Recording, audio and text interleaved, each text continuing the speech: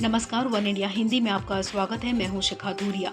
देश में 4 राज्यों और एक केंद्र शासित प्रदेश में चुनाव हो रहे हैं और इस बीच भारतीय जनता पार्टी की राष्ट्रीय अध्यक्ष जेपी नड्डा ने राहुल गांधी और ममता बनर्जी पर जमकर निशाना साधा।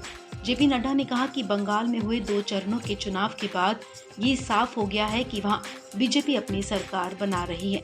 जेपी नड्डा ने कहा कि नंदीग्राम से ममता बनर्जी की हार तय है। उन्होंने कहा कि हमें ये भी सूचना मिली है कि ममता दीदी दूसरी विधानसभा सीट की तलाश कर रही हैं। जेपी नड्डा ने कहा कि उन्हें ये जानकारी उन्हीं के लोगों ने दी है। जेपी नड्डा ने आगे कहा कि बंगाल के परिणाम हैरान कर देने वाले होंगे। उन्होंने कहा कि असम में भी एक बार फिर बीजेपी की सरकार बनना तय है। जेपी नड्डा का कहना है कि असम के पहले और दूसरे चरण के चुनाव में हमारी जीत साफ दिख रही है। इस दौरान जेपी नड्डा कांग्रेस पर जमकर भड़के। इसके अलावा जेपी नड्डा राहुल गांधी पर भी जमकर बरसे। उन्होंने कहा कि राहुल गांधी असम की संस्कृति के बारे में कुछ नहीं जानते। आइए सुनते हैं क्या कुछ कहा जेपी नड्डा ने। पश्चिम बंगाल के नतीजे इस बार सरकार तो बनी रही है, लेकिन नतीजे चौंकाने वाले आएंगे। और मैं आपको बता दूं कि जनता पार्टी से आगे निकल गई है।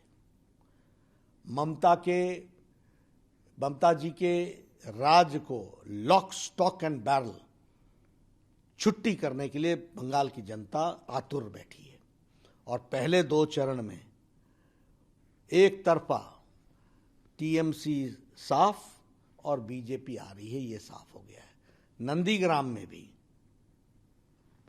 स्पष्ट रूप में भारतीय जनता पार्टी की जीत निश्चित है। ऐसी भी खबर है कि वो शायद दूसरा सीट भी तलाश रही है, उस पर कुछ ये उनकी रणनीति है, वो जाने, लेकिन हमारे पास तो सूचनाएं हैं कि वो तलाश कर रही हैं। ये उनके ही लोगों ने मुझे सूचित किया है, ये उन्हीं के लोग बता रहे हैं, उनके घर के लोग बता रहे हैं। तो ये वो जाने, मैं उसकी कोई गारंटी नहीं लेता हूं, लेकिन हाँ, नंदीग्राम वो हार रही हैं, ये तय है। असम की जनता ने शुरू से ही ये मन बना लिया है कि भारतीय जनता पार्टी एनडीए को समर्थन देना है। और सर्बानंद सोनोवाल जी और हेमंत बिस्वा शर्मा जी के साथ जिस तरीके से 5 साल में सरकार ने काम किया है, उसको आशीर्वाद देने का मन असम की जनता ने बना लिया है। और ये एनडीए में एजीपी और यूपीपीएल के साथ मिलकर हम जो चुनाव लड़ रहे हैं, इसमें प्रथम और द्वितीय चरण में एक तरफा फैसला असम की जनता ने दिया है। और तीसरे चरण में भी मन बड़े स्पष्ट शब्दों में दिख रहा है। आज मेरी 3 पब्लिक रैलीज थी।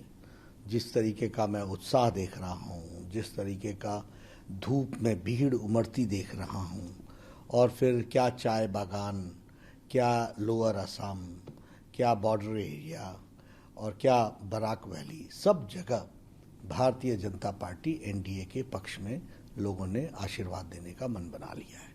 इसलिए मैं बहुत आश्वस्त हूँ। दोनों चरण में भारतीय जनता पार्टी को एक तरफा मत मिले हैं और एक तरफा सीटें आ रही हैं। और तीसरे चरण में भी हम क्लियर कट सरकार एनडीए की बनेगी, भारतीय जनता पार्टी की बनेगी। आपने इनकी 5 गारंटी की बात की, आपने इसमें सीएए की बात भी की हुई है। मुझे नहीं समझ में आता कि कांग्रेस पार्टी के ये गारंटी बनाने वाले लोग कौन हैं और इनकी जानकारियां कितनी सीमित हैं। आप ही बताइए, यूनियन पार्लियामेंट के द्वारा, भारत के संसद के द्वारा पारित लॉ को कोई स्टेट लॉ ओवररूल कर सकता है? तो जो इनको ये नहीं मालूम, ये जनता को गुमराह करने के लिए काम कर रहे हैं, ये मानसिक दिवालियेपन का प्रदर्शन है।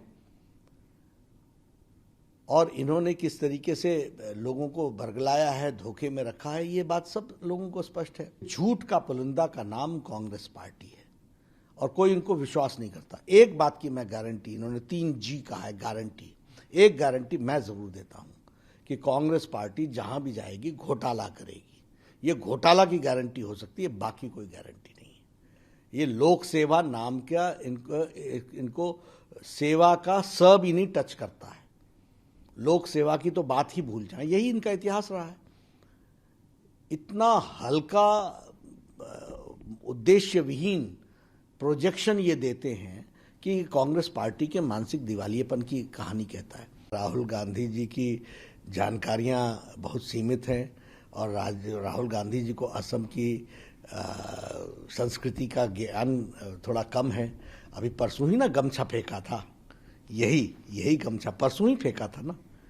तो वो पहचान है असम की, या असम की पहचान हमारे महापुरुष श्रीमंत शंकर देव हैं, हमारे गोपीनाथ बरदोलोई हैं, हमारे भूपेन हजारिका हैं। ये असम की पहचान है, असम की संस्कृति की पहचान है, असम की भाषा की पहचान है, असम के लोगों का पहचान ये लोग हैं। लेकिन हाँ, अवसरवादी राजनीति करने वाले लोग और डूबते को तिनका का ही सहारा काफ़ी होता है, तो ऐसे लोग अब बदरुद्दीन को ही पकड़ करके चलेंगे। तो ये डूबती हुई नावें हैं, डूबते हुए तैराक हैं, और डूबते हुए तैराक अब बदरुद्दीन का सहारा लेना चाहते हैं। इस खबर में फिलहाल इतना ही। तमाम अपडेट्स के लिए आप बने रहिए वन इंडिया हिंदी के साथ।